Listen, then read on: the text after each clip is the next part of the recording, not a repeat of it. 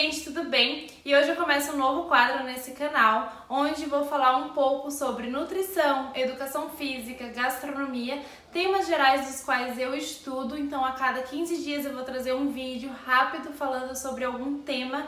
E hoje eu trouxe a convidada, que é a Lu.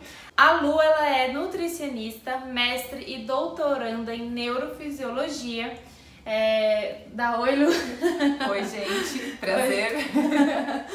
E hoje a gente vai falar um pouco sobre sustentabilidade, agricultura orgânica, biodinâmica. Então, para introduzir esse assunto, nada melhor do que a gente fazer um retrospecto aí, né? E lembrar que o Brasil é uma das maiores potências mundiais na monocultura de alguns gêneros, como trigo, soja, milho, café, cana-de-açúcar.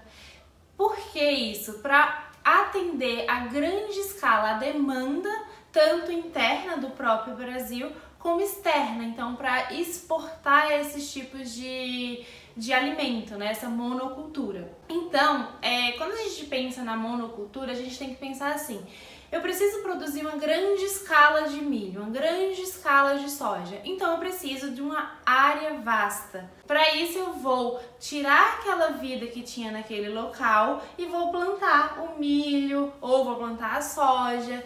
Também vou ter que utilizar de recursos artificiais, como por exemplo agrotóxico, né, Lu? Sim, fertilizantes, né, também muito utilizados.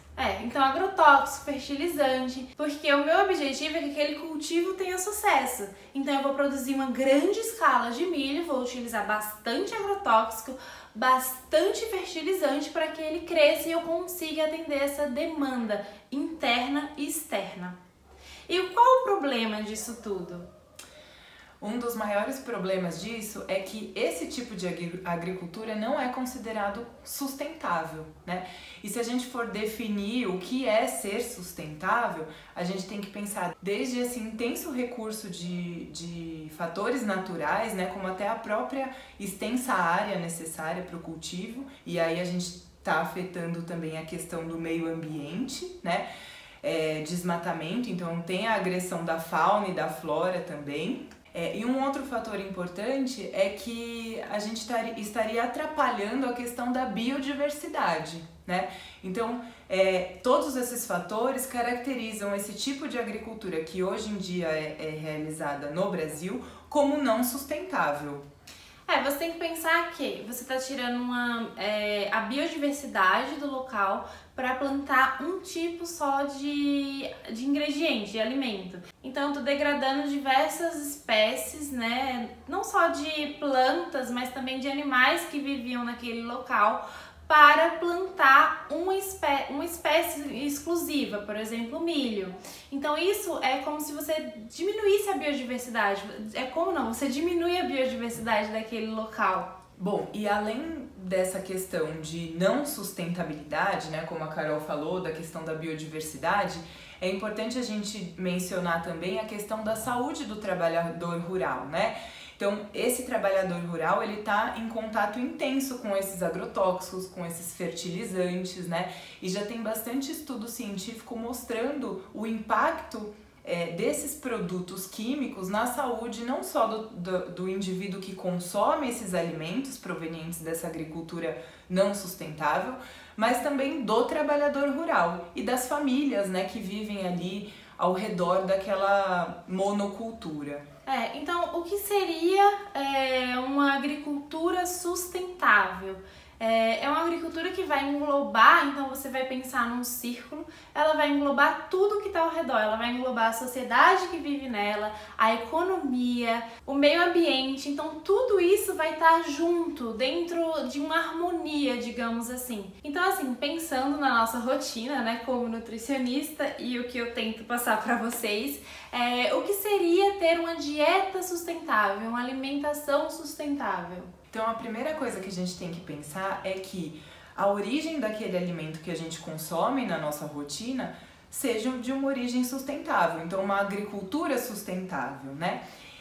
E o ideal é que a boa parte das pessoas, ou a maior parte das pessoas, tenham acesso a esses alimentos provenientes dessa agricultura sustentável. E para isso, uma das dicas, né, que a gente pode passar para vocês é o respeito à sazonalidade do alimento. Então, cada fruta, cada verdura, cada legume tem uma época do ano específica em que há maior oferta. Então, assim, você tem que priorizar um produtor mais próximo de você. Por exemplo, eu não tenho necessidade de ir buscar um sal no Himalaia. Eu posso muito bem favorecer um produtor local, que seja mais próximo de mim. Por quê? Alguns fatores, né? Por exemplo, eu preciso de transporte para trazer esse sal para o Brasil. Eu preciso de recursos naturais, então eu preciso do combustível, eu vou poluir o meio ambiente. Então eu procurando, não só do sal, mas qualquer alimento, um produtor local, valorizando a agricultura familiar, então eu vou consumir um alimento orgânico, que a gente vai falar também sobre alimento orgânico. Então vou onde tem uma oferta mais próxima de mim.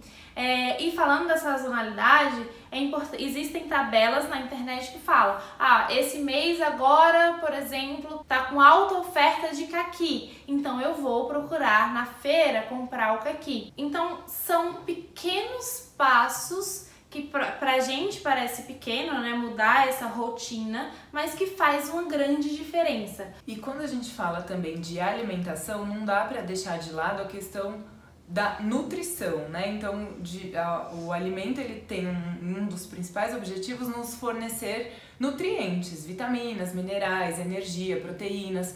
E na questão da agricultura não sustentável, que seria essa monocultura, o que acontece é que essas vitaminas e esses minerais que vêm do solo para o alimento passam a ter um teor reduzido nesse alimento que vai ser consumido, né? Porque a gente tem um desgaste maior do solo, né? O próprio uso de fertilizantes e agrotóxicos acabam contaminando o solo.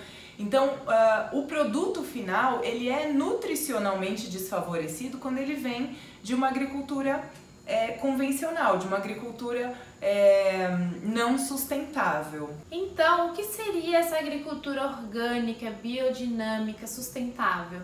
É tudo isso que a gente falou, é a gente buscar o produtor mais próximo, a gente escolher melhor os alimentos, não utilizar de tantos recursos naturais para buscar um sal tão longe ou qualquer outro tipo de alimento. Isso é uma agricultura biodinâmica, que você favorece a sazonalidade e é uma agricultura sustentável. Então, assim, na nutrição a gente tem uma pirâmide nutricional, onde a base dela é o que você precisa consumir mais para ter uma alimentação saudável, e ela vai subindo e afinando, e à medida que ela vai subindo é o que você menos precisa. Essa pirâmide, ela é a inversão da pirâmide da sustentabilidade, ou seja, o que está no topo da pirâmide nutricional, que a gente menos precisa, é o que necessita de mais recursos ambientais para ser consumido, para ser desenvolvido. Então, por exemplo, os alimentos de origem animal. Para você consumir 1 quilo, produzir 1 quilo de carne vermelha, você precisa de aproximadamente 17 mil litros de água potável para ter aquela carne na sua mesa 1 quilo. A manteiga. Existe uma estimativa de que para você produzir 1 quilo de manteiga são necessários 18 mil litros de água potável. Então, assim, é um dispêndio, né?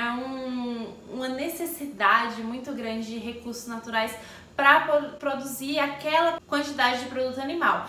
Claro que o objetivo aqui não é que você vire vegetariano e deixe de consumir produtos de origem animal, não. Mas é que você, como tudo na vida, tenha equilíbrio, tenha parcimônia. Então eu vou comer carne, eu não preciso comer 10 quilos de carne por dia, eu não preciso comer 2 quilos de carne por dia. O ideal seria você ir no nutricionista, ver quanto você necessita, porque a gente sabe que tem algumas dietas hoje bem restritivas, onde você aumenta o consumo de carne e diminui de vegetais, e nessa pirâmide da sustentabilidade, os vegetais, eles são os que precisam de menos recursos naturais para se desenvolver. Então, como eu sempre falo aqui nos vídeos, você ter uma alimentação equilibrada, você pensar não só em nutrir o seu corpo, mas em nutrir a sociedade, no relacionamento com o meio ambiente. Isso é de extrema importância. Como também não é o nosso objetivo que a partir de hoje você consuma só alimentos orgânicos.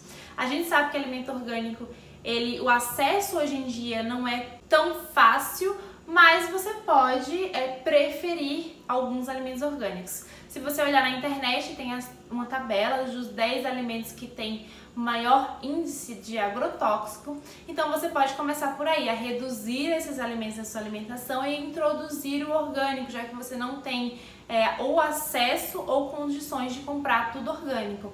E aí muita gente fala de, vamos consumir orgânico, preferir orgânico, mas vamos entender o porquê. Por que você deve priorizar alimentos orgânicos ao da agricultura convencional?